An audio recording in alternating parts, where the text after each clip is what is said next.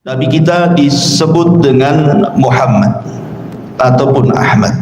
Muhammad itu artinya kathratul hamdi, orang yang banyak dipuji. Dan Nabi SAW memang manusia yang dipuji oleh Allah, dipuji oleh para malaikat, dipuji oleh para nabi, dan juga dipuji oleh manusia semuanya. Itulah nama daripada Muhammad SAW. Ketika orang-orang Yahudi Madinah, mereka berusaha untuk menyingkap Nabi terakhir, Nabi akhir zaman dengan melihat tanda-tandanya. Dan ketika para ulama Yahudi sudah mengetahui bahawa sebentar lagi akan ada tanda-tanda kelahiran dan Nabi yang akan muncul itu namanya Muhammad, terdengarlah oleh sebagian orang-orang Arab yang ada di Mekah, sehingga rame-rame di antara mereka ada yang memberi nama anak mereka Muhammad. Sampai Al-Hafidh Ibn Hajar rahimahullah ta'ala menyebutkan sekitar 14 nama Muhammad di zaman itu, karena mengharap bahwa Muhammad mereka lah yang dimaksud oleh Yahudi yang akan jadi Nabi. Padahal nama itu tidak pernah dikenal sebelumnya.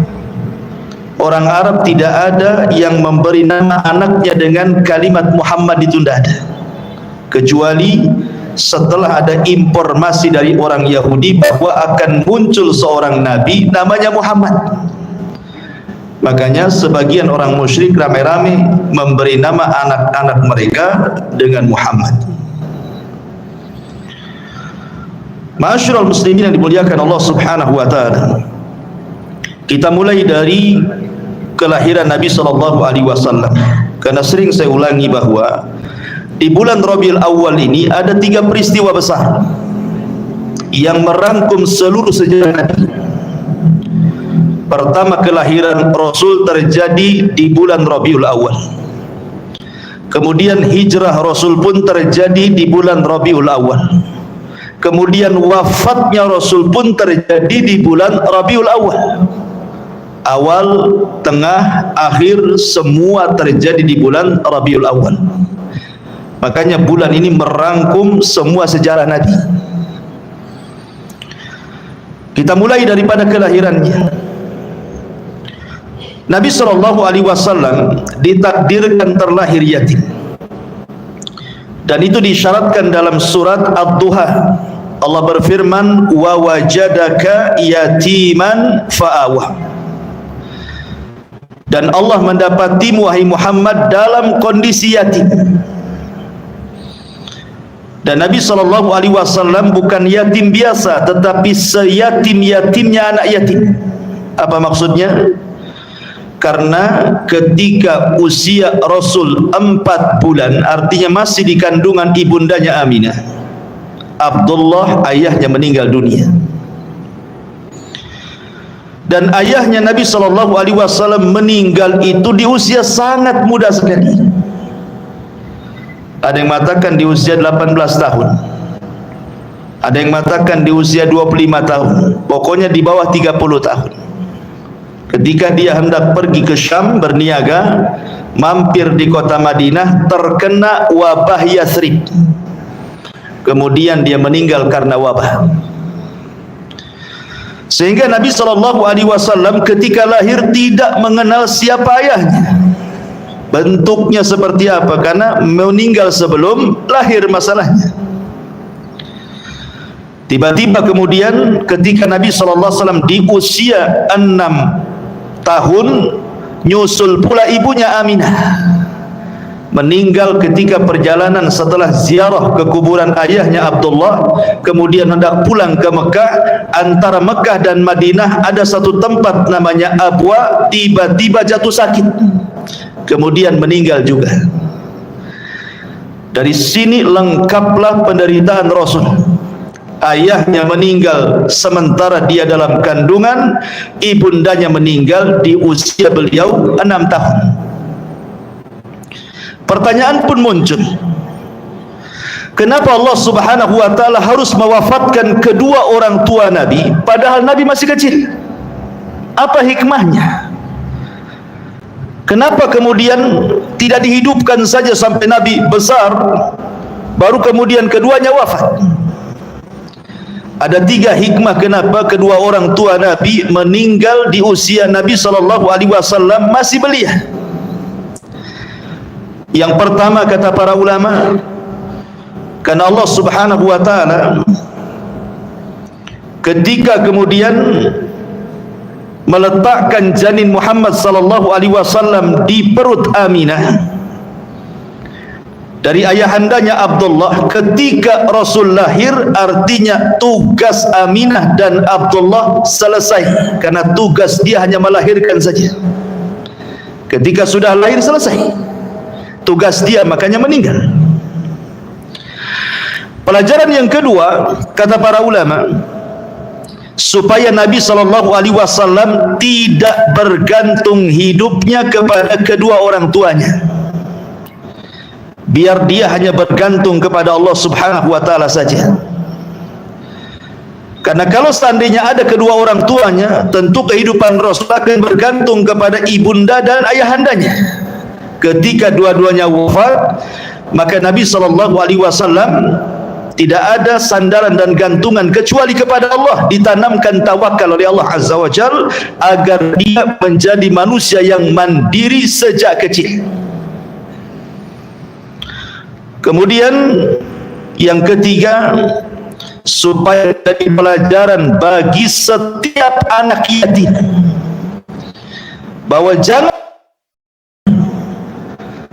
karena Nabi SAW yang agung terlahir yatim, dan keyatimannya tidak menjadikan dia menjadi orang hina, bahkan menjadi orang mulia.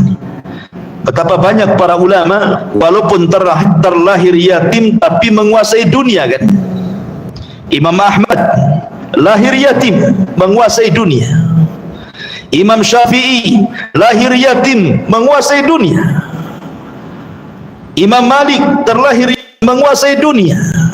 Artinya bahwa para ulama-ulama dunia itu rata-rata mereka terlahir yatim, dan yang membimbingnya adalah ibunda mereka.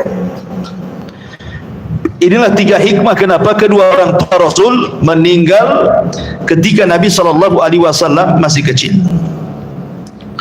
Ma'asyiral muslimin yang dimuliakan Allah Azza wa Jalla, Nabi itu ketika dilahirkan, tentu Allah Subhanahu wa ta'ala ketika menciptakan makhluknya yang namanya manusia, tentu semua sama, tidak ada yang beda. Tetapi karena Nabi SAW ini akan dimuliakan dari seluruh manusia, maka kelahirannya dibedakan dengan adanya irhasat. Irhasat itu artinya keanehan-keanehan yang mirip dengan mukjizat.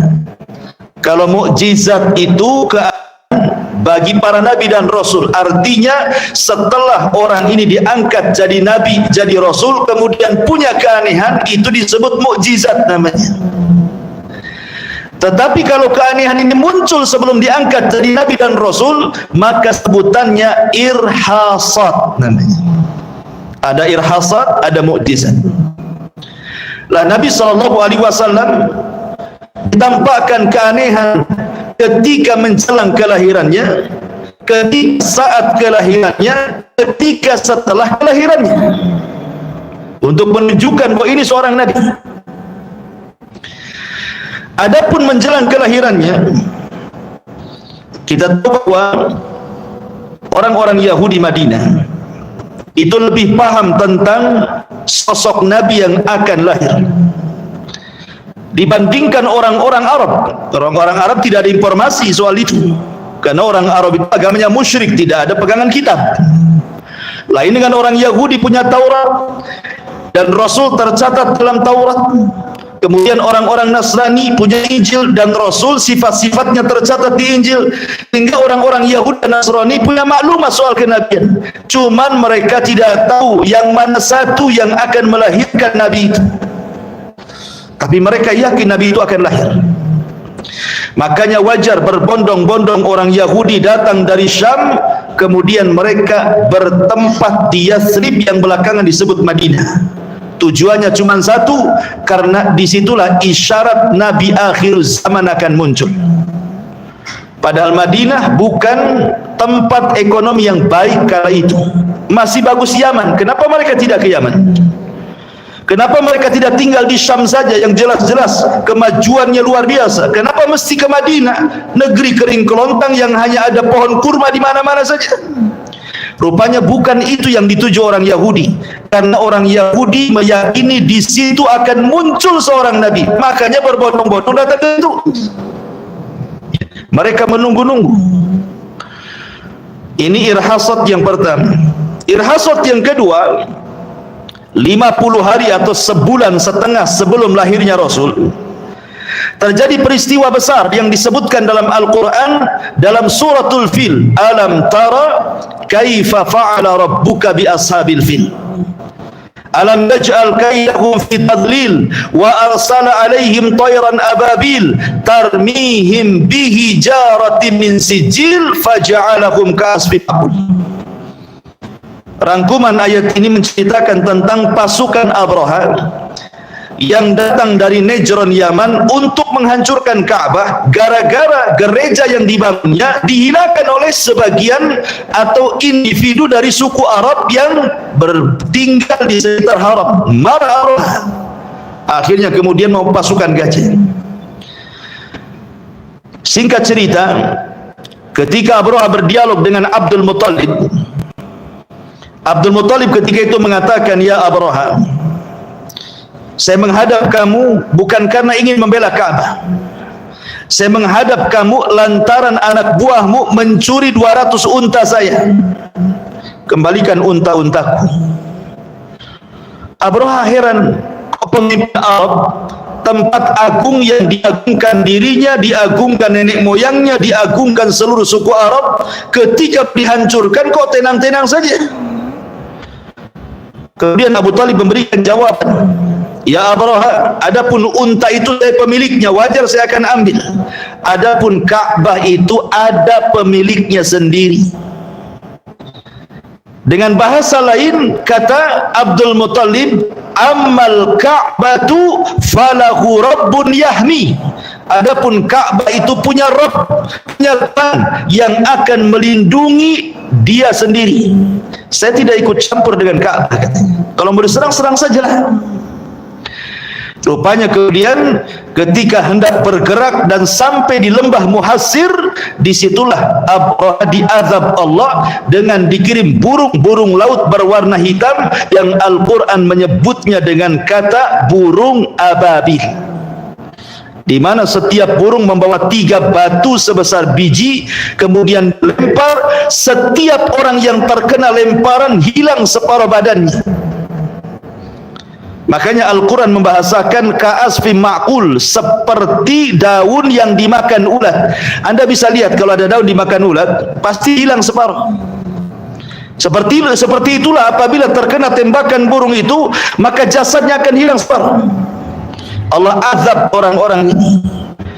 Tetapi ada beberapa yang diselamatkan oleh Allah untuk menceritakan kisah ini. Tetapi yang selamat pun diazab dengan azab yang lain, tetap juga meninggal.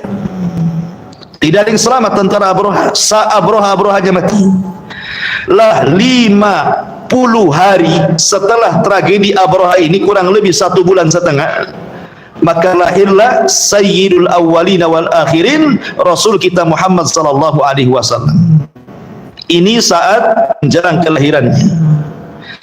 Kemudian yang kedua, saat kelahirannya ada 3 peristiwa yang jelas secara nas, ya, karena banyak peristiwa yang tidak ada sandaran hadis kecuali dhaif dan maudhu, karena lemah palsu hadis. Tapi yang 3 ini yang kemudian antara hadisnya hasan atau sahih. Pertama, saat kelahirannya, Aminah menceritakan bahwa ketika dia melahirkan Rasul, tiba-tiba keluar cahaya dari dirinya, dan cahaya ini melesat ke arah Syam, kemudian menerangi negeri Syam. Ini satu keanehan. Kemudian yang kedua, ketika Rasul lahir, tiba-tiba kemudian keluar tangannya menengadahkan ke langit dan wajahnya menatap ke langit, dan tidak ada kelahiran bayi seperti ini.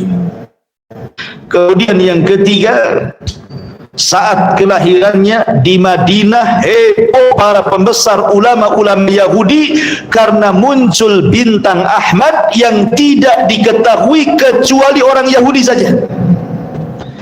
Sehingga para ulama Yahudi keluar dari rumah-rumah mereka ke benteng-benteng, kemudian melihat ke langit dan mengatakan, laqad wulidan nabi, malam ini harusnya ada seorang nabi lahir. Kemudian digedor seluruh pintu rumah Yahudi, Bani Quraidah, Bani Nadir, Bani Kunaika, semua rumah-rumah orang Yahudi di Madinah digedor. Kemudian ditanya, adakah istri kalian melahirkan malam ini? Rupanya tidak ada.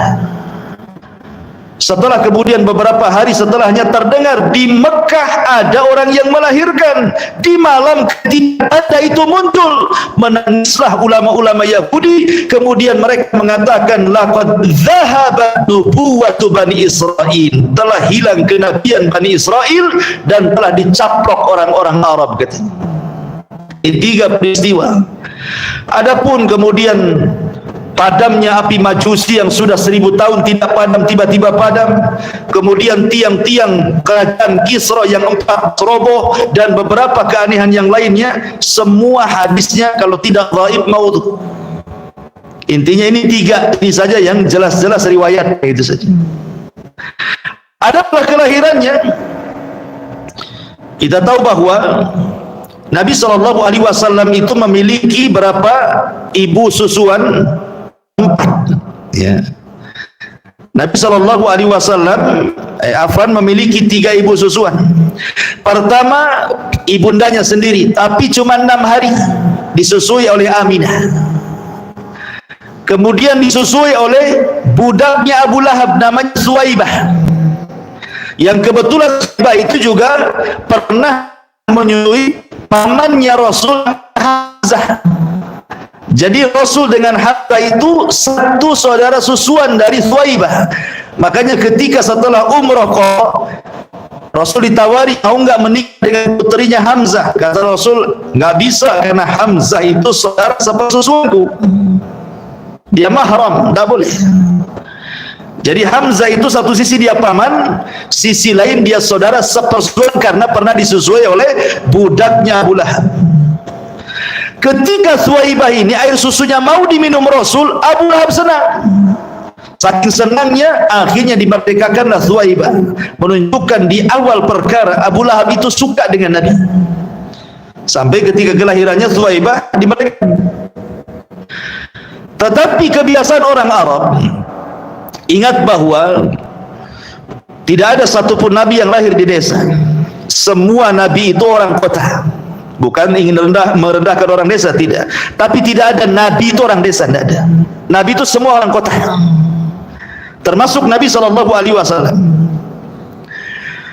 Jadi orang-orang kota ini, khususnya negeri Arab, Mekah gitu ya, di zaman itu, mereka mengkhawatirkan anak-anak bayi mereka kalau tinggal di kota. Sehingga kemudian mereka akan menitipkan kepada orang-orang desa untuk disusui sampai besar, minimalnya maksimalnya sampai 10 tahun, minimalnya sampai 2 tahun, sampai sempurna susuannya baru dikembalikan. Nah, ketika itu ada satu kabilah namanya kabilah Bani Sa'diyah. Terjadi pacaklik hebat. Kemudian wanita-wanita yang punya anak, karena harus punya anak, kalau tidak punya anak tidak keluar susunya. Mereka berbondong-bondong dari kabilah Bani Sa'diyah datang berhari-hari menuju Mekah mencari anak-anak orang kota yang siap disusui oleh mereka dengan imbalan. Maka berangkatlah 40 wanita dari Bani Sa'diyah. Salah satunya adalah seorang wanita yang namanya Halimah Sa'diyah dengan suaminya Al-Harith. Berangkat ke kota Mekah. Subhanallah, setiap ada ibu yang melihat bayi Rasul, tidak ada yang mau, nggak ada yang mau mengambil. Kenapa? Karena 2 alasannya. Pertama, dia yatim, yang kedua dia miskin. Sementara tujuan ibu-ibu mengambil anak untuk disusukan itu ingin mendapatkan imbalan. Mereka sendiri miskin, ngambil bayi miskin pula dapat apa kan itu. Jadi lewat saja.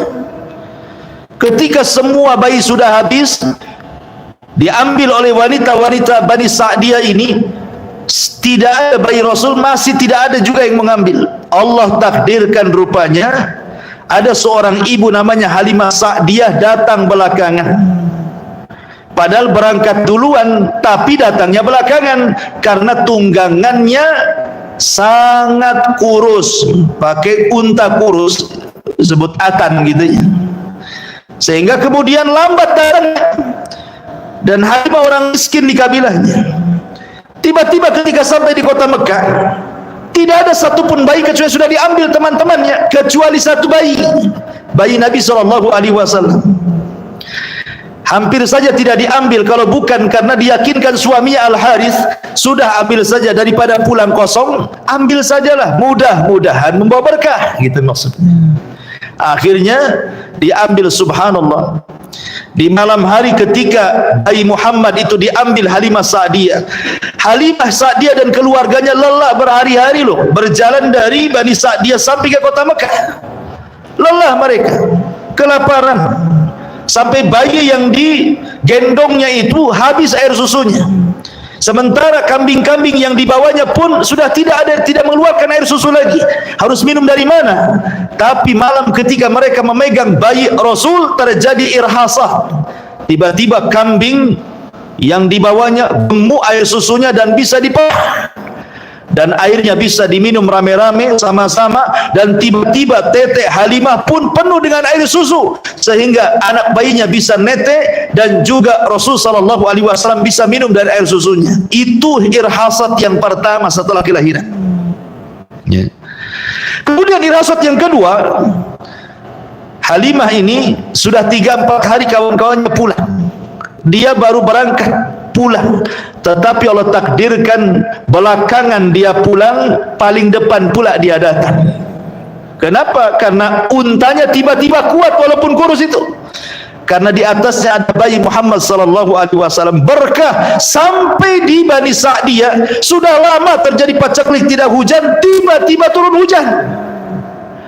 Dan kambing-kambing yang menjadi gemuk-gemuk itu semua karena berkah Nabi SAW. Inilah bentuk irhasat namanya, keanehan setelah kelahiran Nabi SAW. Ma'asyiral muslimin yang dimuliakan Allah Azza wa Jalla, Rasul ketika berada di pangkuan Halimah itu, ketika sudah disusukan selama 2 tahun sempurna, maka Halimah ingin mengembalikan kepada Aminah. Artinya tugas dia sudah selesai menyusukan 2 tahun sempurna, karena menyusui anak itu kan 2 tahun sempurna. Dikembalikan. Ketika dikembalikan kepada Khadijah, rupanya di Mekah tersebar wabah. Dia khawatir dengan bayi Rasul. Akhirnya Aminah meminta kepada Halimah untuk dibawa lagi. Senanglah Halimah karena sudah tahu berkahnya. Tetapi ketika usia Rasul di usia 4 tahun, terjadi peristiwa yang disebut dengan syaqqus sadri namanya, pembelahan dada. Para ulama ketika membahas pembelahan dada, berapa kali sebenarnya Rasul itu dibelah dadanya? Ada yang mengatakan 4 kali, ada yang mengatakan 3 kali, ada yang mengatakan 2 kali.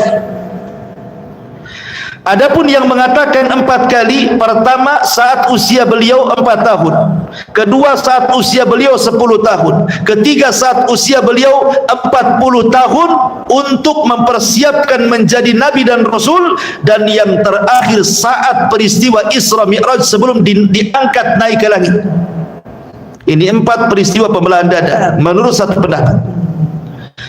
Adapun pendapat yang kedua 3 kali, saat di pangkuan Halimah Sa'diyah 4 tahun, saat hendak diangkat jadi Nabi dan Rasul, dan saat peristiwa Isra Mi'raj. Dan pendapat yang ketiga 2 kali, saat di pangkuan Halimah ketika 4 tahun usianya, dan saat peristiwa Isra Mi'raj ketika hendak diangkat ke langit. Ini perselisihan tentang berapa kali dada Nabi SAW dibelah, dibersihkan jantungnya. La ma'asyiral muslimin yang dimuliakan Allah Azza wa Jalla. Tapi ahli sejarah yang banyak menceritakan memang 2. Saat di pangkuan Halimah dan saat peristiwa Isra Mi'raj, itu yang banyak diceritakan. Kalau saat Isra Mi'raj memang berdasarkan nas yang jelas, yang sahih, berdasarkan riwayat Bukhari Muslim. Ya. Lah Nabi SAW ketika usia 4 tahun tiba-tiba datangi 2 malaikat. Ada yang mengatakan malaikat ini Jibril dan Mikail, menjelma manusia yang berjubah putih, kemudian mengambil Rasul saat bermain-main dengan kambing, kemudian disaksikan oleh saudara sepersusuannya, di mana perutnya dibelah, diambil jantungnya, kemudian dikeluarkan haddus syaitan. Dalam riwayat seperti itu, haddus syaitan. Haddus syaitan itu maksudnya dicabut rasa kasih sayang kepada setan, supaya dia jangan punya kasih sayang dengan setan, benci setan. Ya, sebab kalau tidak dihilangkan nanti kayak kita kan bekerja sama dengan setan akhirnya. Dan ada orang yang senang dengan setan gitu ya. Ya Rasul itu jangan sampai dicintakan dengan setan, karena setan musuhnya masalahnya. Dihilangkan tuh haddus syaitan itu. Lah namanya anak kecil 4 tahun yang saudara sesusuannya Abdullah itu namanya, ngomonglah sama ibunya Halimah tentang peristiwa itu. Kekhawatiran Halimah menjadi-jadi, apalagi bekas jahitannya masih ada ya. Dan itulah operasi pertama ya sepanjang sejarah, tentu lewat medis malaikat ya. Kalau medis orang dah matilah kan itu. Akhirnya kemudian Halimah ketakutan jangan-jangan Rasul kesambet jin.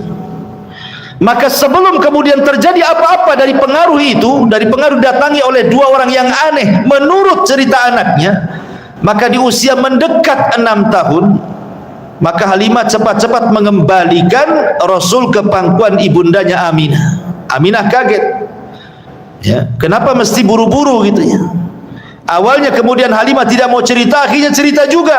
Tetapi Aminah meyakinkan bahwa peristiwa itu tidak mungkin terkhawatirkan dengan anaknya. Kemudian dia cerita tentang kelahiran Rasul, bahwa ada cahaya yang melesat saat kelahirannya dan menerangi negeri Syam. Dan anakku ini sudah ada tanda-tanda dia akan menjadi orang besar. Jadi kau tidak perlu takut. Tapi Halimah kemudian juga tidak mengambil lagi dan pulang kembali ke Bani Sa'diyah. Dan dia masuk Islam setelah perang Khaybar. Halimah nanti masuk Islam belakangan setelah perang Khaybar. Ya. Taib. Kemudian ketika di pangkuan ibundanya, maka ibundanya ingin mengajak Rasul berziarah ke kuburan ayahnya di Madinah. Berangkatlah kemudian 3 orang ini, Rasul, kemudian ibundanya Aminah, kemudian budaknya atau pembantunya Aminah namanya Ummu Aiman. Dan Ummu Aiman ini nanti akan usianya panjang. Pembantunya Aminah ini usianya panjang, namanya Ummu Aiman ini. Sampai ketika Rasul wafat dia masih hidup ya. Bahkan ketika kemudian Rasul wafat, Abu Bakar dan Umar datang kepada Ummu Aiman, karena Ummu Aiman terus menangis setiap malam. Kemudian Abu Bakar mengatakan, ya Ummu Aiman, kenapa kau tangisi Rasulullah? Bukankah dia meninggal lebih baik dari sisi Allah dibandingkan tetap hidup? Kata Ummu Aiman, aku tangisi bukan kematiannya, tetapi dengan meninggalnya Nabi terputus wahyu kepada kita. Itu yang aku tangisi, katanya. Jadi intinya 3 orang ini berangkat ke Madinah. Kemudian akhirnya berziarah ke kuburan ayahandanya Abdullah, kemudian tinggal beberapa waktu di Madinah. Kemudian ketika hendak pulang, Allah takdirkan Aminah sakit di Abwa antara Mekah dan Madinah, dan Allah cabut nyawanya di situ tepat di usia Rasul 6 tahun. Maka Ummu Aiman mengambil Rasul dan menyerahkan kepada kakeknya Abdul Muttalib. Ma'asyiral muslimin yang dimuliakan Allah Azza wa Jalla, ketika Nabi SAW di pangkuan Abdul Muttalib sudah punya firasat tentang Rasul. Makanya Rasul itu dibiarkan walaupun dia terkadang duduk di singgasana Abdul Muttalib. Ingat, Abdul Muttalib ketika itu adalah penguasa Arab. Arab itu dikuasai oleh 2 suku besar, yang lainnya kabilah-kabilah kecil. Pertama Bani Hashim, yang kedua Bani Mahzum. Bani Hashim dan Bani Mahzum ini selalu bersaing ya, untuk merebut kekuasaan di tengah-tengah Quraisy. Makanya terkadang penguasa dari Bani Mahzum, terkadang dari Bani Hashim. Lah kebetulan ketika itu yang menguasai Quraisy adalah dari Bani Hashim, Abdul Muttalib. Tapi setelah wafatnya Abdul Muttalib, kekuasaannya tidak diambil oleh Bani Hashim tetapi Bani Mahzum oleh Abu Jahal. Penggantinya itu Abu Jahal. Ya. Abu Jahal jadi pemimpin Arab kelak gitu. Tetapi ketika itu kakeknya Rasul menjadi pemimpin Arab alal itlaq. Lah Rasul SAW dimuliakan sama kakeknya sampai kalau tidak ada orang berani, kalau dulu kan singgasananya pakai semacam sajadah, itu khusus bagi raja gitu ya. Kalau ada orang yang berani anak kecil duduk di situ langsung diusir. Jangan duduk di situ kualat, itu tempat raja tuh. Tapi kalau Rasul duduk di situ dibiarkan saja. Bahkan ketika paman-pamannya melarang jangan duduk di situ wahai Muhammad, datang Abdul Muttalib dan mengatakan, "Da'u, biarkan dia duduk di situ." Dan saya melihat ada firasat dia akan menjadi orang besar. Jadi kakeknya sayang dengan Rasul tuh. Tapi sayang hanya 2 tahun Abdul Muttalib mengasuh Rasul. Di usia 8 tahun Abdul Muttalib pupus usia. Sebelum pupus usia, Abdul Muttalib berwasiat kepada Abu Talib. Kenapa kepada Abu Talib? Bukankah pamannya Rasul banyak? Paman Rasul banyak, tapi kenapa kepada Abu Talib? Padahal Abu Talib ini miskin, anaknya banyak, susah kerja, susah ekonomi ya. Tapi kenapa Abdul Muttalib minta Abu Talib yang mengasuh? Kenapa tidak kepada yang lain saja? Kepada Abu Lahab umpamanya yang jelas-jelas kaya, ya kan? Karena Abu Talib dengan Abdullah ayahanda Rasul itu sekandung. Abdul Muttalib itu banyak istrinya. Jadi paman-pamannya Rasul itu ada yang sebapak seibu, ada yang lain ibu satu bapak. Lah Abu Talib ini dengan Abdullah itu kebetulan satu ibu satu bapak gitu, saudara kandung. Makanya kedekatan dengan Abdullah dekat. Makanya Abdul Muttalib menitipkan kepada Abu Talib karena itu saudara kandungnya Abdullah, walaupun miskin. Dan ketika itu wasiat daripada ayahandanya, maka Abu Talib betul-betul melawat Rasul, bukan hanya sebatas dianggap anaknya, bahkan dilebihkan dari anaknya. Sayangnya Abu Talib kepada Rasul itu luar biasa.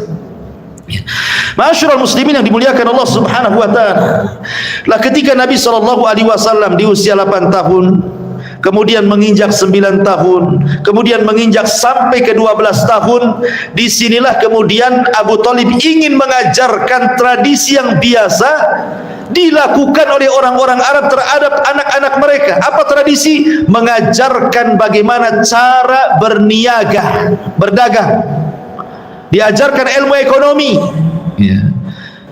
Akhirnya kemudian di usia 12 tahun diajaklah Rasul berniaga kemana? Ke Syam. Jauh kan perjalanan. Mekah Syam itu bisa 1 bulan naik unta zaman itu.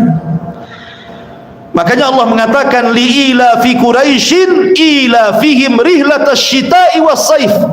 Kebiasaan orang-orang Quraisy itu suka mengadakan rihlah safar dagang di musim dingin ke Yaman, di musim panas ke Syam. Ya. Lah ketika itu Rasulullah SAW diajak oleh pamannya Abu Talib dan kafilah-kafilah lainnya menuju Syam. Lah kita cerita Syam. Di Syam itu ada seorang pendeta namanya Buhairah Rahib. Pendeta ini sedikit punya ilmu dukun, tukang ramal, dan sedikit ekstrim, makanya diusir dari tempat ibadahnya oleh pendeta-pendeta Syam. Terlalu keras dia. Tetapi pendeta Buhairah Rahib ini punya ramalan tentang kelahiran Nabi SAW dan kemunculannya, sehingga kemudian dia ada firasat bahwa akan lewat Nabi di jalan itu. Akhirnya setiap harilah ini Buhairah Rahib itu menunggu-nunggu di tepi jalan. Setiap ada kafilah datang dari Arab, dari arah Mekah dan Madinah, selalu diteliti. Ketika melihat ada kafilah Abu Talib ini, agak curiga dia, langsung di-stop, kemudian disuruh makan di rumahnya. Kemudian Buhairah Rahib mengatakan kepada Abu Talib dengan banyak pertanyaan seputar akan muncul seorang Nabi. Lah kebetulan kemudian Buhairah Rahib melihat Rasul yang berbeda dengan anak-anak yang dibawa oleh orang-orang Arab lainnya. Apalagi ketika kemudian Buhairah melihat ada tanda kenabian, setempel kenabian yang berada di bahu kiri. Kenapa nggak di bahu kanan? Ya, ini kan kanan, di kiri. Jadi stempelnya di sini. Ya, stempel kenabian itu seperti telur burung warna putih, seperti kutil bahasa kitanya. Ya, stempelnya itu di sini. Ya. Kenapa sebelah kiri? Karena jantung manusia itu sebelah kiri. Ya, sebelah kiri badan kita kan jantungnya. Jadi stempel itu diletakkan di sebelah kiri untuk menjaga jantung Nabi supaya tidak diganggu syaitan. Itu hikmahnya menurut para ulama. Lah ketika Buhairah rahib melihat stempel itu, yakini Nabi ini. Makanya kemudian dia bertanya kepada Abu Talib, "Ya Abu Talib, apakah engkau bapaknya?" Kata Abu Talib, "Ya, saya bapaknya." "Bohong kau," katanya. "Anak ini harusnya tidak punya bapak," katanya. Oh, dia tahu. Ya, karena dia punya ramalan. Maka Abu Talib ngaku, "Ya, memang dia bukan anak saya, bapaknya sudah meninggal." Kemudian Buhairah meminta beberapa hari untuk tinggal di situ. Khusus Abu Talib dan Rasul yang lain silakanlah berangkat ke Syam. Rupanya ketika Rasul bermain-main di luar usia 12 tahun, ada awan menaunginya. Kemudian setiap dia melewati hajar, batu dan pohon, ada suara salam kepadanya. Kata Buhairah, yakin ini seorang Nabi. Maka dia katakan kepada Abu Talib, "Abu Talib, tolong jangan kau bawa ke Syam. Kalau orang-orang Yahudi Syam tahu ini seorang Nabi, dibunuh dia. Sebaiknya kau pulangkan ke Mekah lagi." Akhirnya tidak jadilah berniaga ke Syam, dipulangkanlah Rasul ke Mekah lagi di usia 12 tahun itu. Tapi Nabi SAW itu walaupun usia 12 tahun, dia sangat mandiri, karena dia juga merasakan bagaimana hidup di lingkungan miskin. Dia melihat anak-anaknya Abu Talib seperti Uqail, Ali dan yang lainnya makan seadanya gitu kan. Sementara dia pun ikut makan di situ. Dia merasa, akhirnya dia ingin menolong ekonomi pamannya dengan cara apa? Dengan cara menjadi penggembala kambing. Dia lihat banyak kawan-kawan sebayanya datang ke orang-orang kaya yang punya kambing, ikut merawatnya dengan imbalan beberapa gantang gandum. Ya. Dan Rasul sudah punya skill soal penggembala kambing. Kapan? Saat diasuh di rumah Halimah Sa'diyah, kan dia mainnya sama kambing. Dia sudah biasa main sama kambing. Anak dulu itu main sama kambing. Nggak ada pesawat-pesawatan, kereta-keretaan, nggak ada. Bola-bolaan nggak ada. Mainnya sama kambing, sama anak kambing. Jadi walaupun masih kecil Rasul itu, karena mainnya sama kambing, jadi punya skill soal kekambingan itu. Makanya ketika dia jadi penggembala kambing, dia tahu caranya. Ya. Dan pertanyaannya, ikhwatu fiddin, ingat bahwa menggembala kambing itu adalah mihnatul anbiya. Itu pekerjaan semua para nabi. Rasul yang mengatakan, "Ma min nabiyyin illa wara'al ghanam." Tidak ada satupun nabi kecuali mereka jadi pernah penggembala kambing.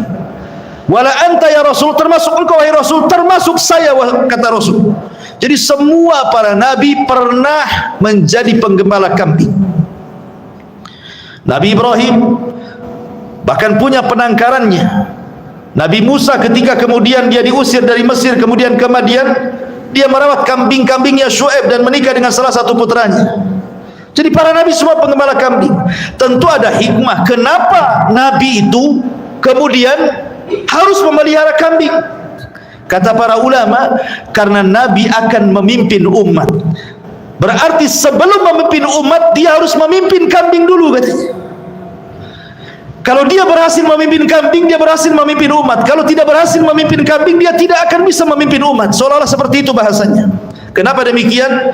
Karena ada 5 faedah yang Allah Subhanahu wa taala tarbiyah kepada Rasul sebelum menjadi pemimpin umat. Kenapa dia disuruh memimpin kambing dan apa di balik memimpin kambing itu? Satu, Nabi SAW diajarkan oleh Allah untuk i'timadu ala nafsi.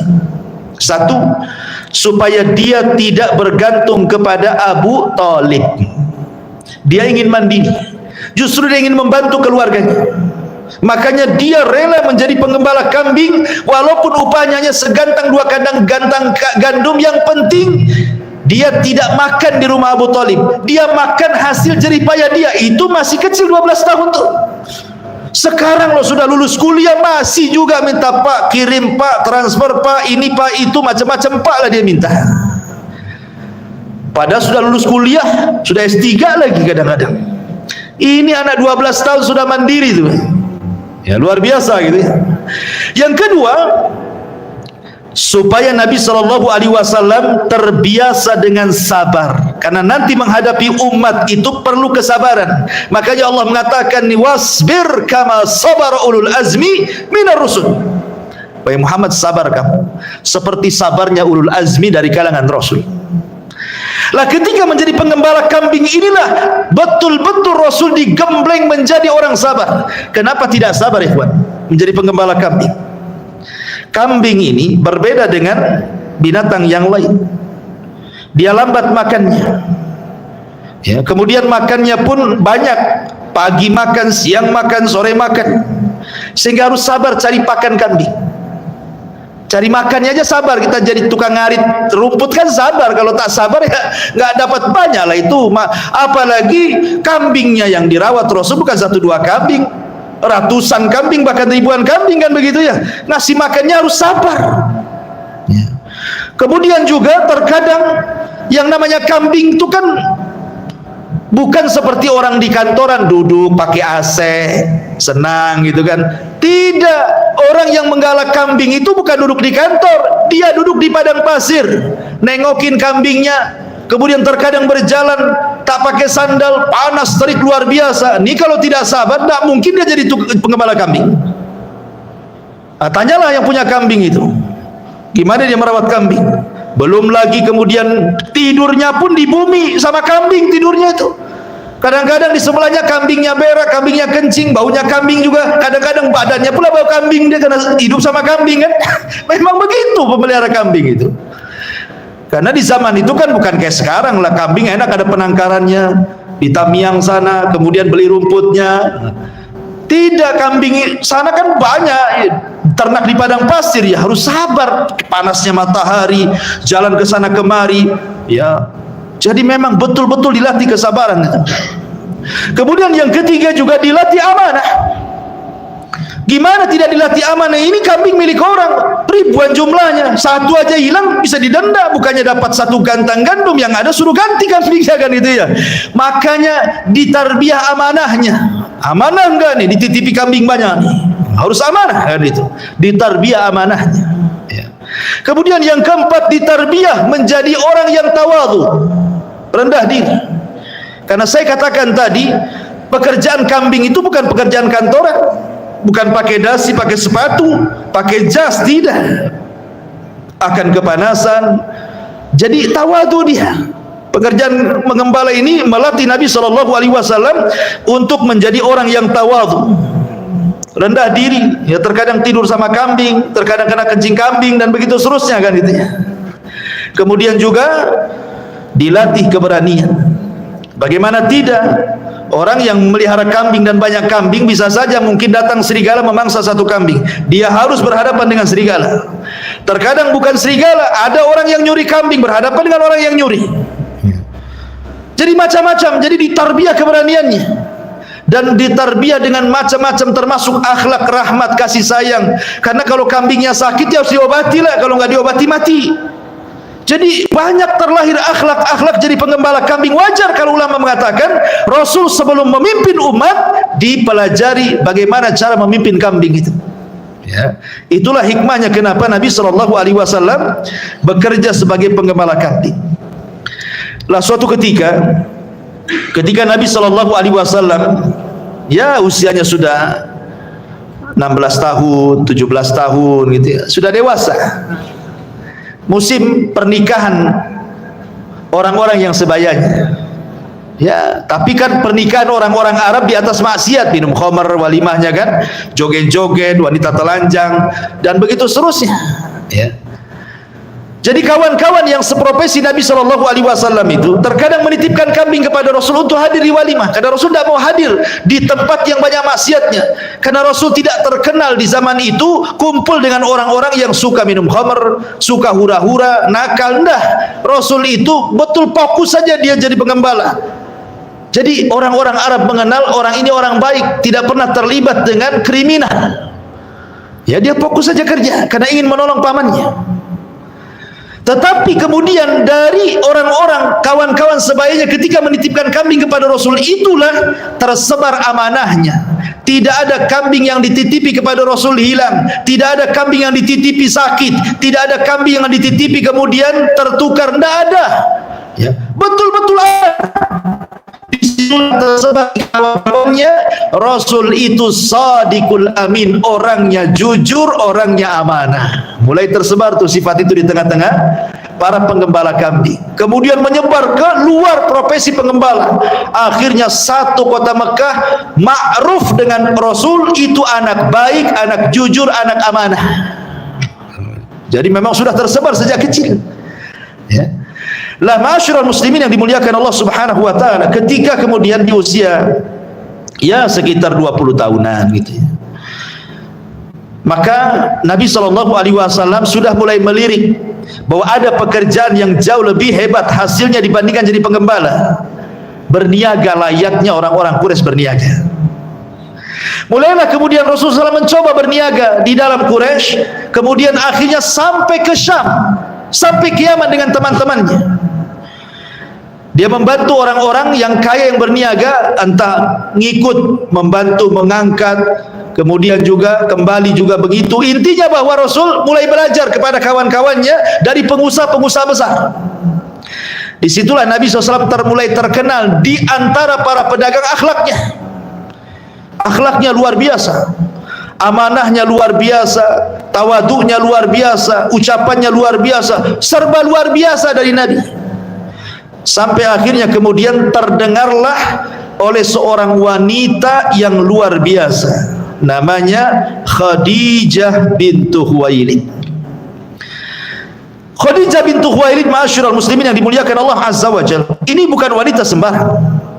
Terkumpul padanya syarafun nasab, nasabnya sangat-sangat mulia. Kemudian dia wanita cantik dan indah. Kemudian dia wanita mulia, kemudian dia wanita kaya, kemudian dia wanita berakal, bahkan dia wanita yang menjaga kehormatannya. Semua para pembesar Arab datang kepada Khadijah hendak meminangnya, tapi ditolaknya. Disangkanya Khadijah itu matre, jangan-jangan dia menolak kita karena kita kurang kaya. Karena kekayaan Khadijah itu kalau dikumpulkan dengan seluruh para pedagang Arab masih kaya Khadijah kekayaannya itu.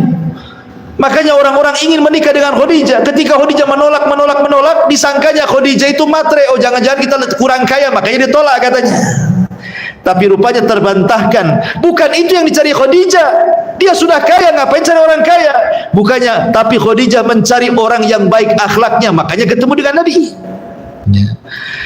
Lah Khadijah ketika kemudian datang kepada Nabi SAW menawarkan, karena Rasul sudah terkenal tuh amanahnya, ya, karena kemudian akhlaknya, kemudian supalnya, kemudian juga karamnya, dermawanannya, kemudian juga terkenal sampai dibicarakan orang Arab. Jadi penasaranlah Khadijah, ini siapa Muhammad ini?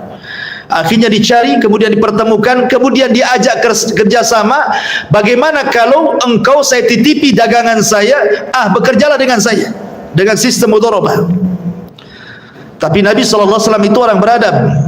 Tetap dia mengatakan kepada Khadijah, tunggu hatta asta'dzin ammi. Saya punya orang tua namanya Abu Talib, saya izin dulu. Kalau kata orang tua saya silahkan saya ambil barangmu, kalau kata orang tua saya tak boleh, tak bisa saya ambil barangmu. Lihat bagaimana beradabnya Rasul kepada pamannya Abu Talib itu. Soal urusan ini saja harus izin dia. Datang dia kepada Abu Talib, ya Abu Talib, ada wanita kaya Khadijah begini-begini, dia ngajak kerjasama dengan saya, diterima enggak? Maka Abu Talib mengatakan dengan sangat senangnya dan mengatakan, hada rizqu saqahullahu laka minallah, sir ala barakatillah, kata Abu Talib. Wah, ini rizki mendadak ini kejatuhan duren bahasa kitanya, ini aji mumpung nih. Kalau kau memang mau wahai Muhammad, kata Abu Talib, maka terimalah tawarannya, berjalanlah di atas keberkahan Allah Subhanahu wa taala, kata Abu Talib. Karena sudah diizinkan, akhirnya Rasul pun mengambil dagangannya Khadijah, dimainkanlah dagangan Khadijah dengan Rasul, akhirnya mendapatkan keuntungan yang belum pernah Khadijah mendapatkan dari orang lain. Luar biasa tuh. Ma'asyiral muslimin yang dimuliakan Allah Subhanahu wa taala, kebetulan Khadijah ini tentu ya namanya orang baik yang ada di sekitar kita. Bisa saja itu pencitraan kalau belum dibuktikan dengan safar. Ya. Kita punya tetangga baik ya karena belum pernah diajak safar. Kalau ingin mengetahui si anu baik atau tidak baik, sekali-kali ajak safar yang jauh. Karena safar itu dikatakan safar karena yusfiru tabi'atar rajul. Kenapa safar disebut safar dalam bahasa Arab? Karena menampakkan tabiat asli orang. Kalau ketika tidak safar nggak nampak tabiatnya, mungkin yang tahu istrinya, pembantunya saja, kepada kita baik-baik saja. Tapi ketika sudah dilihat kita safar dengan dia, nampak tabiat aslinya. Bakhilkah dia, sabarkah dia, tawadukah dia, nampak tuh nanti. Makanya Khadijah ingin mengutus Maisarah, pembantu laki-lakinya itu, supaya melihat tingkah laku Rasul. Ya bisa saja orang katakan amanah, rupanya ketika sudah diserahkan tidak amanah, kan begitu. Maka dia mengatakan, ya Maisarah, kau ikut safar sama Muhammad.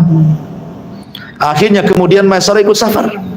Subhanallah, di zaman itu kebiasaan tuan dan majikan, orang merdeka dan budak, itu akan sangat dijauhkan. Budak itu dianggap hina, makan pun sendiri tidak boleh sama majikannya. Tapi Nabi SAW memperlakukan Maisarah ini luar biasa. Makan sama-sama, bahkan terkadang berbuat baiknya Rasulullah SAW kepada Maisarah lebih dibandingkan Maisarah kepada Nabi. Dan itu membuat asar yang besar kepada Maisarah gitu ya. Apalagi kemudian sepanjang jalan aneh dia melakukan banyak-banyak peristiwa gitu, dan dicatat semuanya. Kemudian setelah pulang dari berniaga untung banyak, diceritakan sama Khadijah peristiwa-peristiwa dan akhlak-akhlak Rasul kepada Khadijah oleh Maisarah ini. Dari sanilah kemudian Maisarah memberikan informasi soal Rasul ketika safar. Maka yakinlah Khadijah bahwa dia memang orang baik ketika tidak safar, baik ketika dia safar baik. Apalagi dapat keuntungan besar. Maka kemudian Khadijah mulai tertarik kepada Rasul. Apalagi ada sebuah cerita dari Maisarah kepada Khadijah yang mengagetkan. Apa ceritanya? Begini. Jadi ketika Maisarah bersama Rasul safar, ketika sampai di Syam, Rasul SAW duduk di sebuah pohon.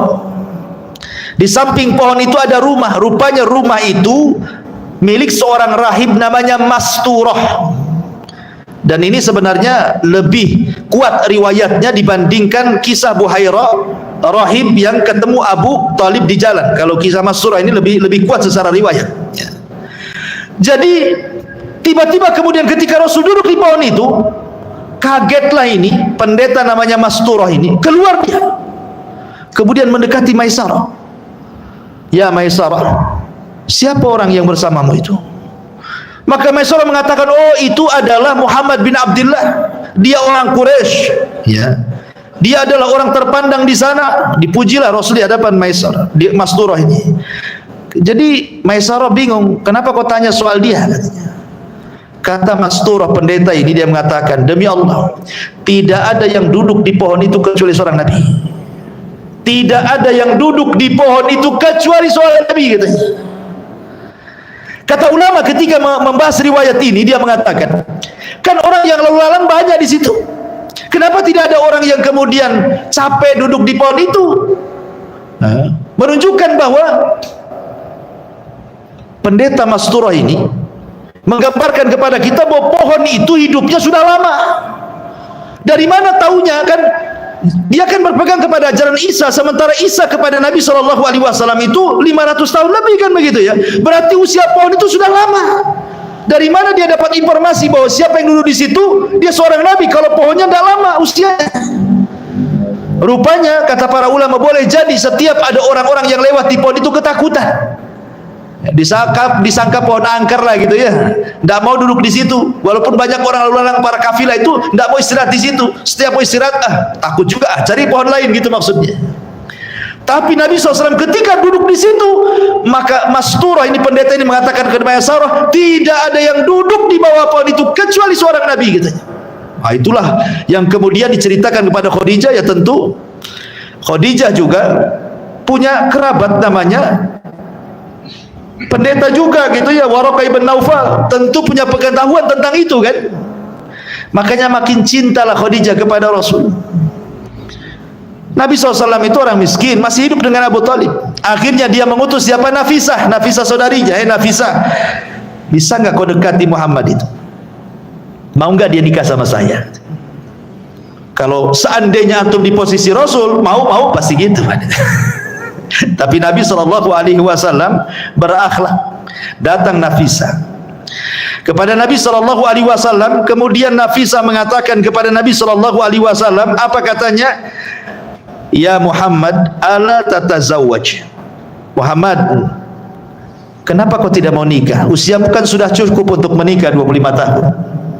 Kata Nabi SAW, la nafaqata indi wala mal. Nafisah, bukan saya tak mau kawin, kata Rasul, tapi saya tidak punya biaya untuk kawin, tidak punya nafkah untuk membiayai pernikahan, karena pernikahan di zaman itu kan wah gitu ya. Saya tidak punya itu. Tunggulah kumpul-kumpul duit dulu lah gitu maksudnya. Kemudian Nafisah mengatakan, halaka imra'atun jama'at al-jamalatu wasyarafatu wal aqlatu wasuddu. Kata Nafisah, wahai Muhammad, ada loh seorang wanita terkumpul padanya kecantikan, kemuliaan, akal, kekayaan. Kira-kira mau enggak kamu? Kata Nabi SAW, siapa wanita itu? Siapa yang kau maksud wahai Nafisah? Kata Nafisah, Khadijah. Mau enggak menikah dengan Khadijah? Kagetlah Nabi, majikannya kan begitu ya, bahasanya kan bosnya gitu, dia bekerja sama Khadijah. Apakah dia mau sama saya? Kata Nabi SAW, apakah dia mau dengan saya? Kata Nafisah, oh tenang, itu urusan aku dengan dia, kau tenang saja. Ini mah comblang dia. Tenang, itu urusan saya, kata Nafisah. Soal lobi-lobi urusan saya itu. Akhirnya Nabi SAW kemudian mengatakan kepada Nafisah, tapi kalaupun seandainya dia mau, tetap aku izin dulu pamanku. Mau nikah saja izin paman dulu. Ya, lihat bagaimana adab Nabi menghormati Abu Talib. Akhirnya Khadijah kemudian mendengar cerita Nafisah, senangnya luar biasa. Maka dari situ kemudian Nafisah datang kepada Nabi SAW mengatakan, Khadijah sudah mau, sebaiknya kau datang, bawa keluargamu, lamar Khadijah segera, kata. Akhirnya dia datang kepada Abu Talib menceritakan, kata, wah senangnya Abu Talib. Kemudian Abu Talib datang dengan Hamzah, paman Nabi SAW, bertiga dengan Rasul, datang ke keluarga Khadijah. Ya biasalah, pernikahan itu kan ada namanya pinangan, khitbah dulu kan, dipinang dulu. Ya. Lah saat kemudian meminang itulah ada khutbah yang luar biasa yang diberikan Abu Talib di tengah-tengah keluarga Khadijah dan keluarga Nabi. Dan itu khutbahnya itu. Makanya sekarang menjadi sunnah pernikahan ada khutbah nikah. Yang pertama khutbah itulah Abu Talib. Bagaimana teks khutbahnya? Abu Talib mengatakan, alhamdulillahilladzi ja'alana min dzurriyyati Ibrahim wa zar'i Ismail wa min di'di ma'din wa unsuri mudhar wa ja'alana min hadhanati baitihi. Kata Abu Talib setelah memuji Allah, kemudian Abu Talib mengatakan, alhamdulillah, segala puja dan puji hanya milik Allah yang telah menjadikan kami, kata Abu Talib, termasuk keturunan Ibrahim, termasuk keturunan Ismail, termasuk keturunan Ma'ad, dan termasuk keturunan Mudhar. Disebutkan dua kakek buyut Nabi. Kemudian kata Abu Talib, dan bersyukur juga kita telah dijadikan oleh Allah untuk menjaga Baitullah, maksudnya Ka'bah Al-Mukarramah. Kemudian kata Abu Talib ngomong sama keluarga Khadijah itu, inna ibni hadha, anak saudaraku ini Muhammad ibn Abdullah, la yuzanu bihi rajulun syarafan wa aqlan min ahli Quraisyin illa wazanahu wa in kana fil mali kullun.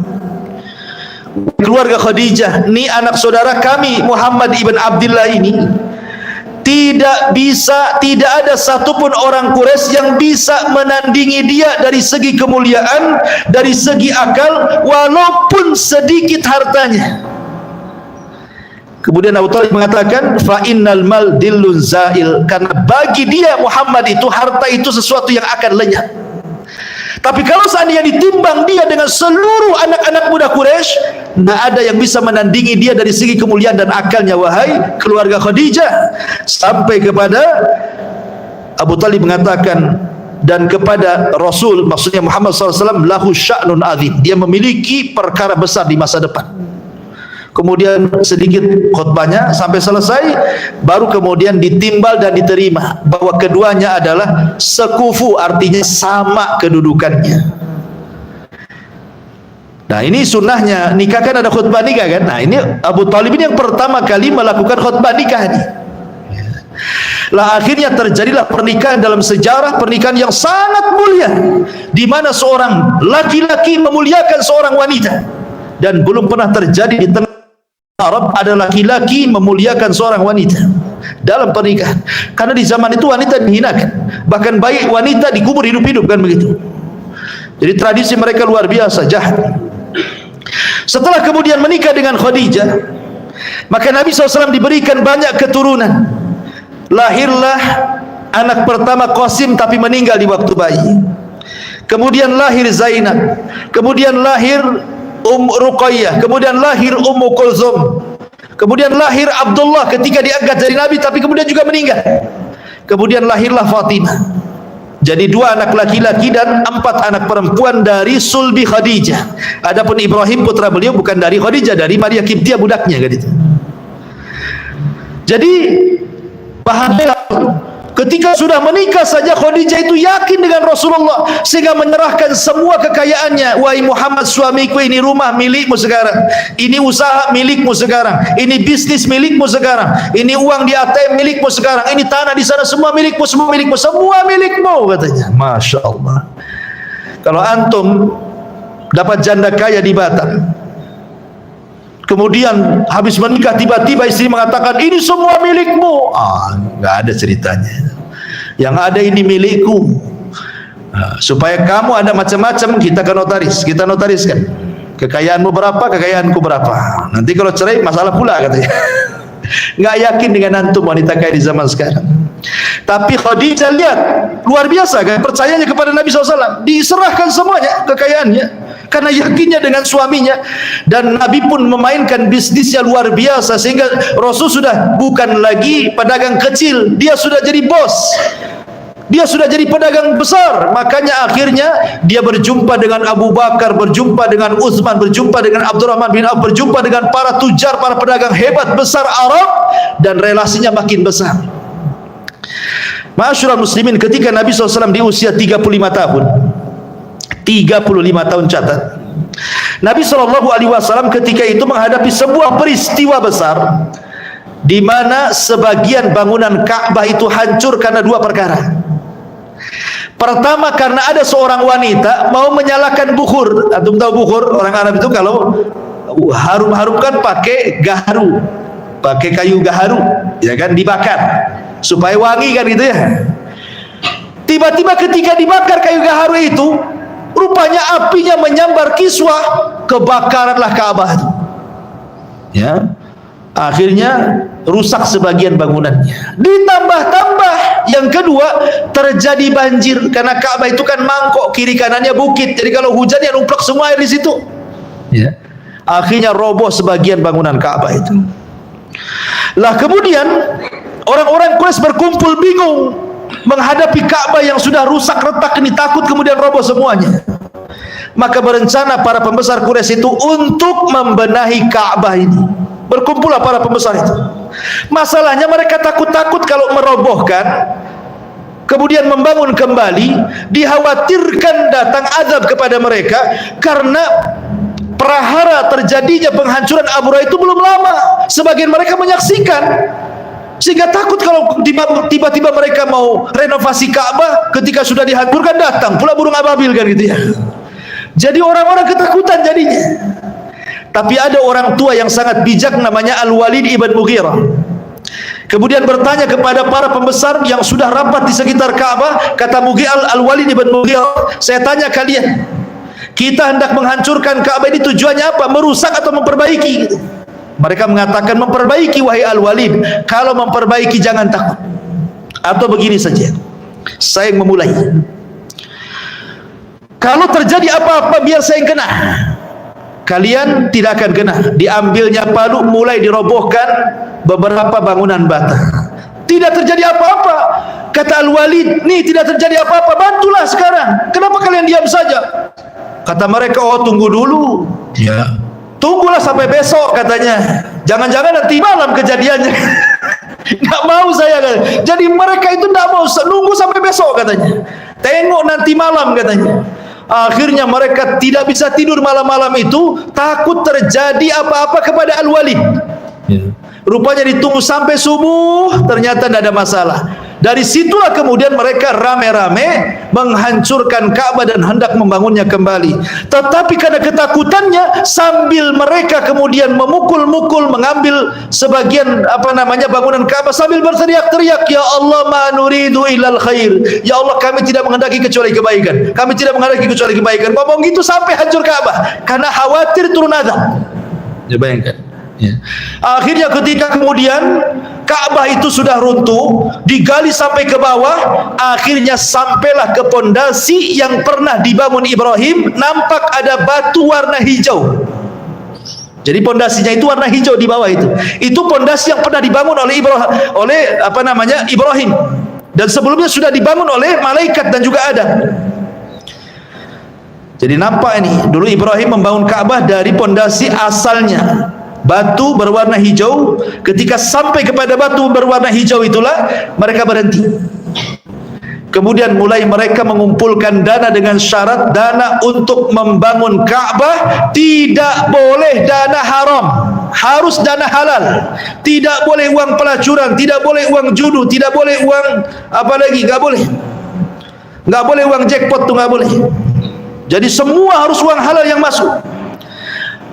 Begitulah, walaupun mereka di atas kerusakan, tapi kalau memperlakukan Ka'bah mereka takut juga gitu ya. Gak sembarang uang korupsi masuk tuh. Nanti kalau uang korupsi masuk, roboh pula Ka'bah itu. Masyarul muslimin yang dimuliakan Allah Azza wa Jalla, karena kurang dana akhirnya tidak sempurna pembangunannya. Harusnya Ka'bah itu memanjang, akhirnya karena kurang dana jadi kotak. Separohnya tidak bisa dibangun. Kemudian untuk mencirikan itu bagian daripada Ka'bah, maka dibangun seperti busur panah yang disebut dengan Hijr Ismail. Itu sudah masuk ke dalam Ka'bah. Makanya tidak boleh tawaf melintasi tengah-tengah Hijr Ismail. Itu kan bagian Ka'bah masalahnya.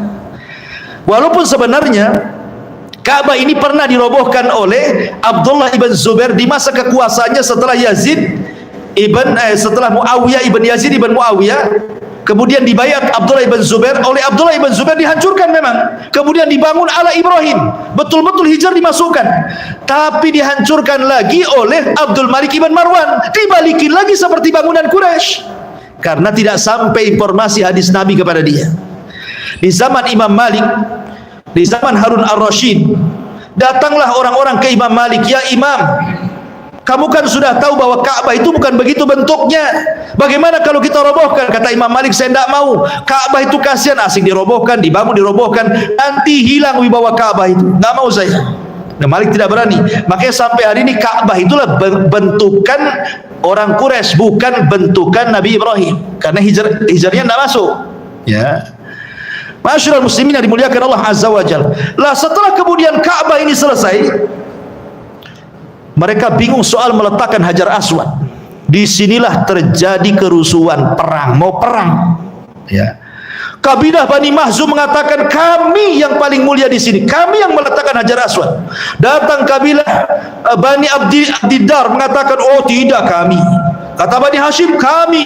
Akhirnya kemudian mereka hampir rusuh. Apalagi ketika kabilah Bani Abdiddar ini, mereka membawa darah kambing, ya, kemudian diletakkan di hadapan mereka, dan itu pertanda mereka siap perang. Kalau mereka yang tidak meletakkan Hajar Aswad, gitu, mau perang ikhwan, ya kan? Orang Arab berani mereka, bayangkan. Ini karena kejahilan mereka, ingin mendapatkan sesuatu, terkadang karena jahil, nyawa pun bisa lepas tuh. Sama dengan orang yang mau mencium Hajar Aswad saat umroh, saat haji kan. Hukum mencium Hajar Aswad itu apa? Sunnah. Tapi sampai rela-rela lo keinjak-injak sampai auratnya terbuka, sampai berdarah ke siku sana sini, yang penting cium gitu. Ini apa ini? Ini kejahilan namanya. Itu kan sunnah saja, kalau tidak bisa mencium nggak perlu sampai seperti itu kan, begitu ya. Cukuplah di tangannya diusap atau dari kejauhan cukup dilambaikan, cukup, namanya sunnah. Itulah kadang-kadang kalau tidak punya ilmu akhirnya nekat gitu ya. Lah, ini orang mau perang. Rupanya datanglah orang yang bijak namanya Uqbah Al-Mahzumi. Uqbah Al-Mahzumi ini ayahanda daripada Ummu Salamah, yang kelak Ummu Salamah jadi istri Nabi, tapi kelak setelah hijrah kan itu ya ceritanya. Kata Uqbah, ngapainlah kalian bertengkar-tengkar di sini? Kan kita mau perang, ini sudah 5 hari kita bersih tegang seperti ini gara-gara peletakan Hajar Aswad. Bagaimana kalau seandainya saya berpendapat? Mereka mengatakan, apa pendapatmu Uqbah? Begini, sebelah sana itu kan ada pintu yang sekarang disebut Babu Salam namanya. Ya, namanya Babu Salam sekarang. Dari Babu Salam itu, tunggu, kalau ada orang yang datang dari Babu Salam, bagaimana kalau seandainya kita sepakat dia yang mengangkatnya? Akhirnya mereka menunggu semua. Siapa yang datang dari pintu itu? Siapa yang datang dari pintu itu? Rupanya Rasul yang keluar dari pintu itu. Ketika Rasul yang keluar, semua bangkit dan mengatakan, Alhamdulillah kami sepakat semuanya. Kenapa? Karena Nabi Muhammad itu sejak masa kecil memang sudah diakui amanah dan kebenarannya. Jadi semua setuju tuh. Berarti yang menang siapa di sini? Bani Hashim. Itu Bani Hashim kan menang di sini karena Rasul kan begitu ya. Akhirnya kemudian kata Rasul SAW, Rasul tidak mau kecuali ingin mendamaikan semuanya. Kata Rasul, sama-sama kita angkat katanya. Ambil kain, letakkan di tengah, masing-masing ujung kain kita angkat rame-rame, menunjukkan kita semua yang meletakkannya. Lihat, leadershipnya Rasul sudah tampak tuh di usia itu. Diletakkan rame-rame, nggak ada perang lagi. Nama Rasul harum, nama Bani Hashim terangkat. Ma'asyiral muslimin yang dimuliakan Allah Azza wa Jalla. Namun ketika usia Nabi SAW sudah mendekati kenabian, ya antara 37, 38 sampai 40. Mulailah Rasul itu fitrahnya berontak melihat orang-orang Quraisy ini kok makin bejat makin hari, minum khamar di mana-mana, zina di mana-mana, kriminal di mana-mana. Pokoknya Rasulullah SAW itu padahal dia di atas puncak karir, harta banyak, istri cantik, anak banyak, orang muji dia, apalagi hidupnya coba. Tapi berontak hatinya. Mulailah dia malas dagang. Kemudian dia mulai menyendiri tafakur kepada Allah Azza wa Jal, mengikut syariat Ibrahim, karena kan belum ada syariat, belum diangkat jadi nabi kan. Ya Rasul ya tafakur ala syariat Ibrahim lah kan itu. Sampai akhirnya menemukan gua yang sangat tinggi yang disebut dengan gua Hira, di mana Mekah di bawahnya. Tentu di sini ada makna kenapa Rasul menemukan gua yang sangat tinggi. Tentu Allah yang mengarahkan dalam mimpinya. Karena sebelum diangkatnya jadi nabi terjadi irhasat 2 kali. Terjadi keanehan 2 kali. Pertama, Nabi SAW apabila jalan ke ganggang kota-kota Mekah itu, kalau dia ketemu batu, tiba-tiba ada yang mengucapkan salam. Dicarinya ke kiri, ke kanan, ke atas, ke bawah, siapa yang mengucap salam ini? Ya. Kalau dia ketemu pohon, ada ucapan salam. Dilihatnya siapa yang mengucap, dicari-cari orang itu, nggak tahu, tidak tahu kalau itu bahwa batu yang ngomong tuh, disangkanya orang. Baru Nabi SAW ngeh bahwa itu adalah batu dan pohon yang mengucapkan salam, sebagaimana riwayat yang ma'ruf daripada Jabir bin Samurah menceritakan ketika Rasul berbicara dengan orang-orang muhajirin, kata Nabi SAW, sekarang aku baru paham dan aku tahu batu dan pohon yang setiap hari menyalami aku sewaktu aku belum diutus jadi nabi. Dan itu irhasat namanya. Ya, kok ada orang mengucap salam gitu. Ya, jadi itu pertama. Yang kedua, ru'yatun salihah, mimpi yang baik, yang disebutkan dalam hadis Bukhari itu seperti falak subuh. Jadi mimpinya seperti falak subuh itu maksudnya Nabi itu kalau bermimpi, semua mimpinya jadi kenyataan. Malamnya mimpi, besoknya jadi kenyataan. Malamnya mimpi, besoknya jadi kenyataan. Selama 6 bulan sebelum diangkat jadi Nabi. Ini irhasat keanehan. Ya. Akhirnya kemudian Nabi SAW, kalau dalam riwayat ya tadi di belah dada sebelum diangkat jadi Nabi, tapi ada juga yang mengingkari tidak di belah dada. Ya.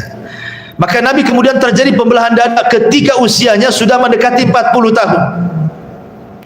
Lah ketika dia naik ke Gua Hira, menemukan gua yang cocok untuk tahanut tafakur, maka dia izin kepada Khadijah, dia tidak akan pulang 1 bulan Ramadan, tolong sediakan bekal yang banyak, saya tidak akan pulang. Maka Khadijah paham, Khadijah sudah paham kira-kira apa yang terjadi dengan Nabi itu sebenarnya.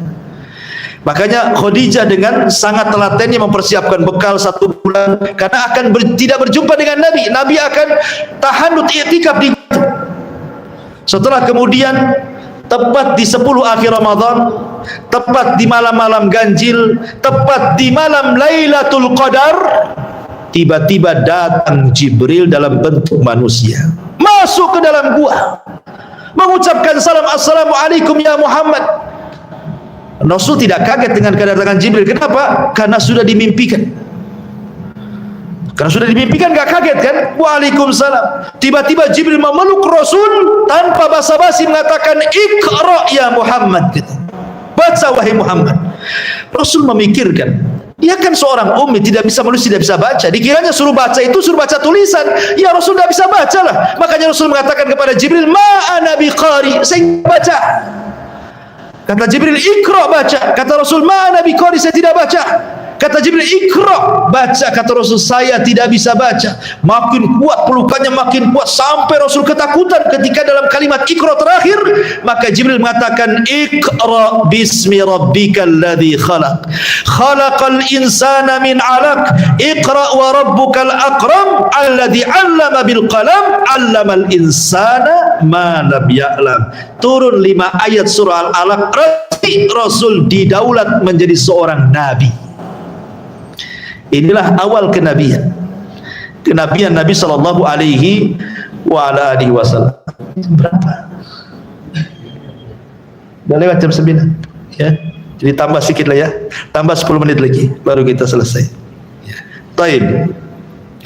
Jadi ketika Nabi sallallahu alaihi wasallam diangkat jadi nabi dan rasul dengan turun surah Al-Alaq, maka Rasul kemudian turun. Artinya ini tepat pada malam Lailatul Qadar. Rasulullah SAW mendapatkan wahyu pertama suratul Alaq di Gua Hira. Setelah itu Rasul turun, tenang dia. Masalahnya setelah sampai di rumah, dia kembali ke gua itu, kok tak datang-datanglah Jibril itu. Dia datang lagi berkali-kali itu, selama 6 bulan tak datang lagi yang bacakan Iqra itu. Jadi Rasul ini sudah mulai curiga, itu yang datang itu malaikat kah, setan kah, jin kah? Mulai dia ragu-ragu dia. Kenapa cuma 1 kali datangnya? Jadi Rasul mulai sesak dadanya, ini siapa sebenarnya yang datangi saya tadi di gua itu? Selama 6 bulan kok gak datang lagi, gak muncul lagi gitu ya. Akhirnya kemudian suatu hari Nabi SAW ingin datang ke Gua Hira. Rupanya di tengah jalan ada yang memanggil dari langit, ya Muhammad, ya Muhammad, katanya. Rasul kaget lah, siapa yang manggil-manggil ini? Rupanya didongakkan ke langit, lihat Jibril dalam bentuk asli. Itulah pertama kali Rasul melihat Jibril dalam bentuk asli. Bayangkan, Jibril ini malaikat paling besar, sayapnya 600, satu sayap terbentang antara tenggelam sampai terbitnya matahari, yang disebut dengan saddal ufuk. Kalau melihat ke depan, sayap Jibril, ke belakang sayap Jibril, samping kiri sayap Jibril, samping kanan sayap Jibril. Seolah-olah langit sayap Jibril semua itu baru satu tuh. Gimana 600 sayap? Sebesar apa itu Jibril coba?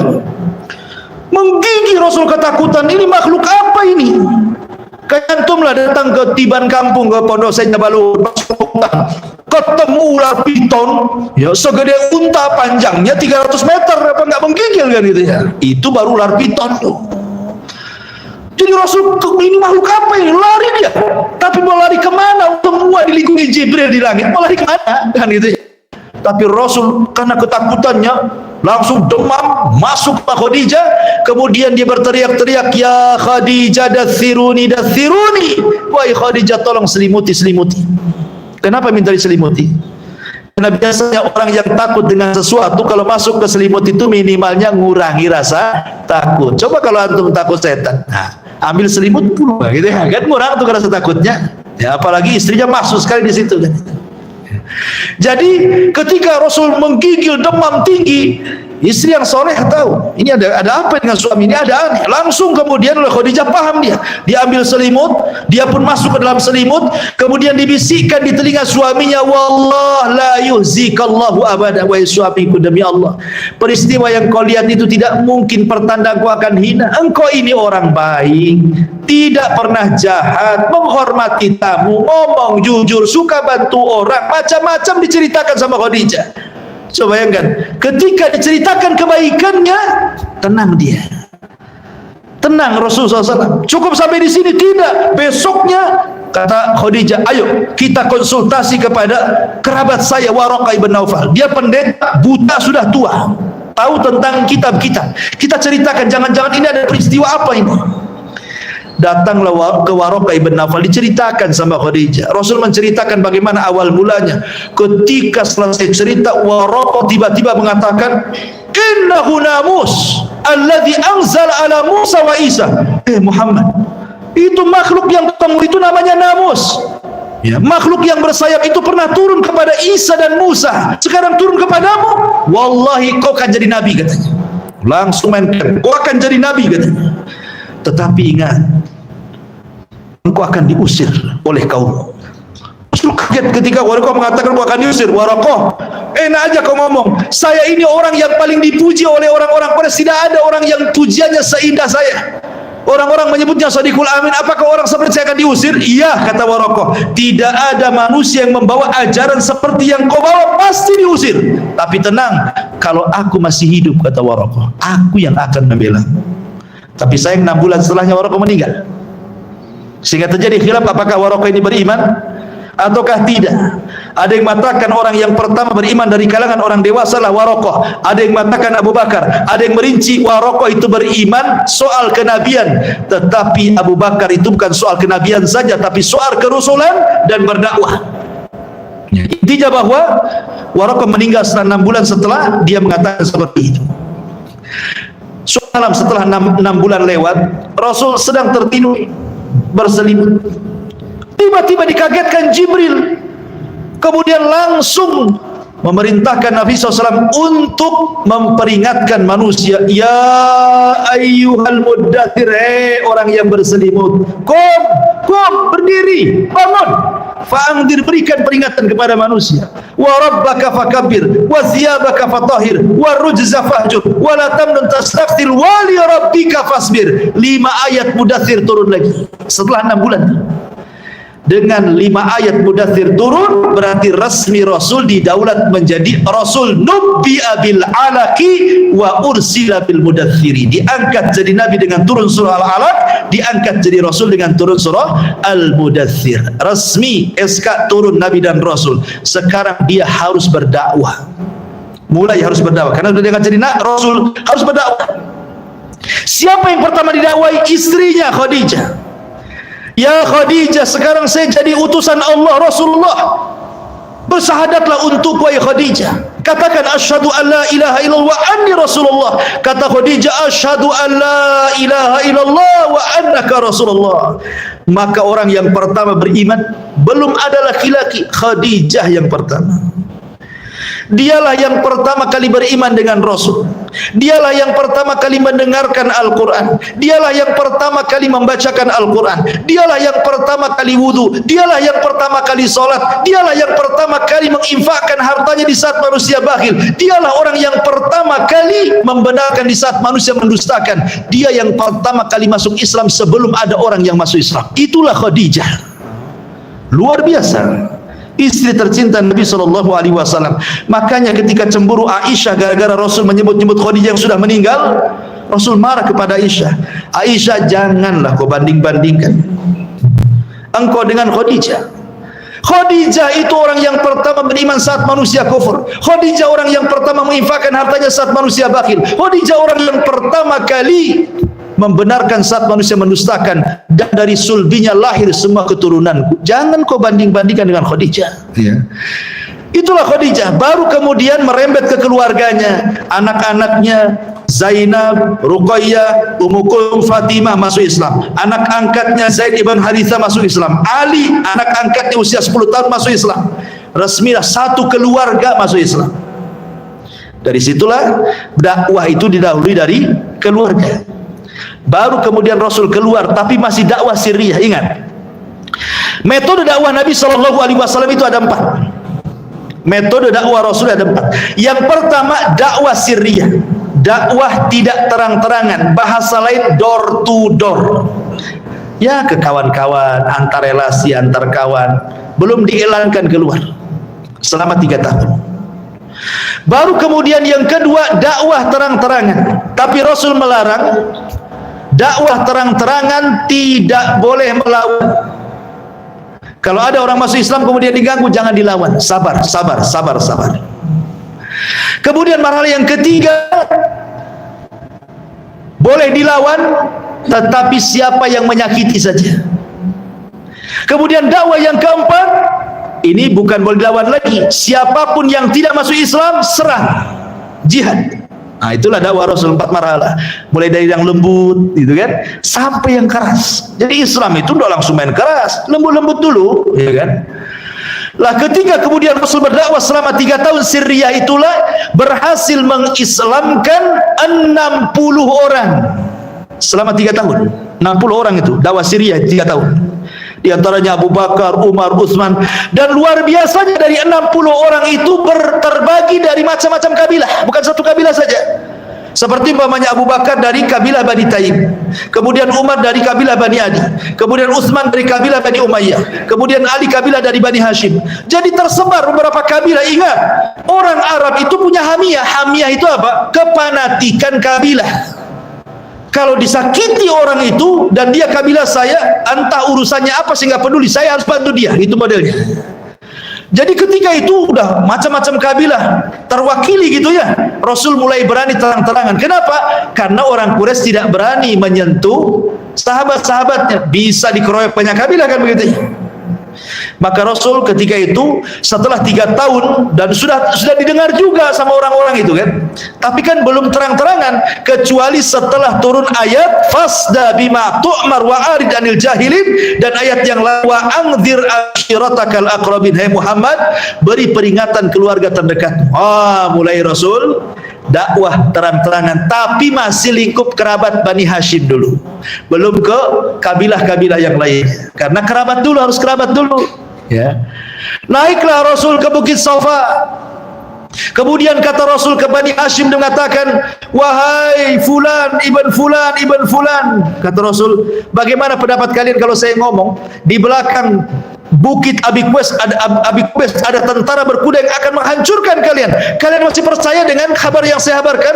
Sesentak mengatakan, percaya wahai Muhammad, karena engkau tidak pernah berdusta. Kalau percaya dengan saya, kata Muhammad, kata Rasulullah SAW, katakan la ilaha illallah, kalian akan beruntung. Abu Lahab tiba-tiba emosi, berdiri dia dan mengatakan, alihadza jama'tana ya Muhammad, tabban laka sairul yaum. Untuk ini kau kumpulkan, celaka 1 hari dari pagi sampai sore untukmu wahai Muhammad. Kemudian habis ya. Sampai akhirnya turun suratul Lahab, itu singkat ceritanya. Kemudian setelah peristiwa ini, Abu Lahab mengumpulkan sesama para pembesar-pembesar dari kalangan kerabatnya Bani Hashim, diundang makan di rumahnya. Dia orang kaya. Kemudian mulai memperingatkan Abu Lahab, ingat, ini persoalan Muhammad, ini bukan persoalan enteng, kata Abu Lahab ya. Jangan sampai kemudian ada orang lain mencekal dia. Sebelum ada orang lain mencekal dia, kita cekal duluan. Sebab kalau kita membelanya, kita akan berperang menghadapi banyak kabilah orang Arab, bahkan satu dunia memerangi kita. Dan kalau kita membiarkannya, ini kita akan malu di hadapan dia. Su'ul adab ya. Dia mempengaruhi kerabat-kerabatnya untuk musuh Nabi. Tapi Sofiyah, bibinya Rasul wanita, dia bantah, dia berdiri mengatakan, hei Abu Lahab, saya pernah mendengar ulama-ulama Yahudi mengatakan bahwa ada orang namanya Muhammad jadi nabi, dan saya yakin itulah keturunan Abdul Muttalib, dialah nabinya, katanya. Jadi saking bantah-bantah kayak itu, kata Abu Talib, bangkit dia. Abu Lahab, kata Abu Talib, kalau ada berani menyentuh keponakanku, walaupun aku harus sendirian, aku akan bela dia. Abu Lahab tidak bisa apa-apa lah. Keluarganya juga, nah itulah hamiyah jahiliyah seperti itu. Makanya kenapa Nabi SAW berusaha berdakwah kepada keluarga dulu kan? Sebab kalau kena 1-2 dari keluarga itu, kabilah itu akan membela, walaupun dia musyrik. Kalau satu kabilah itu masih ada kesukuan erat di, apalagi orang Arab kesukuannya kuat, nggak peduli dia orang Muslim, orang kafir, kalau dia disakiti kita semua tersakiti, itu modelnya. Makanya Rasul itu ingin mengokohkan kabilahnya dulu, makanya berdakwah kepada kerabat dulu. Makanya Nabi Hud, kenapa dikatakan oleh kaumnya, laula rahtuka la rajamnak, kalau bukan karena kabilahmu Hud sudah kami bunuh kamu. Karena Hud punya kabilah kuat, makanya orang-orang yang nggak berani mendekati Nabi Hud, gitu ya. Maka Rasul seperti itu, dia ingin punya kekuatan dari dalam supaya nggak bisa orang menyentuhnya. Mulailah kemudian Rasul dakwah keluar, sampai akhirnya banyak penentangan, tetapi banyak juga masuk Islam, sampai sahabatnya sudah disakiti, akhirnya terjadi hijrah ke Habasyah 1 kali 2 kali, dan terakhir hijrah ke Madinah.